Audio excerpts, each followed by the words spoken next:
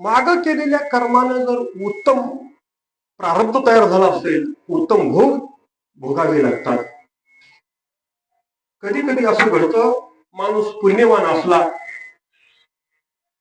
साधू वृत्तीचा असला, भगवत चिंतन करणारा असला, संत संगतीत राहणारा असला, तर त्याची वृत्ती उदास असते. कारण भक्ताची पहिली लक्षणं महाराजांनी सांगितली, भक्ताय शेजाना जे देही उदास, गेले आशा पाश निवारुनी. किंवा अजून तुकाराम महाराजांचा एक अतिशय महत्वाचा अभंग आहे,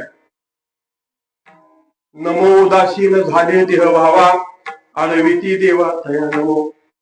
आहा रे बाई, कावडी नावाच्या प्रकरणात लिहिलेला अभंग आहे. उदास असतो तो माणूस, उदास आहे.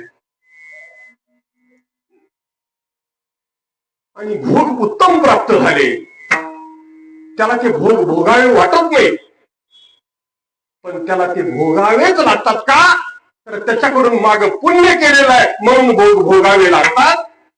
आणि माग जर पाप कर्म झाला असेल तर त्याला पुढे दुःख भोगावं लागतं. काय कारण, जसं केलं तसं कर्म झाले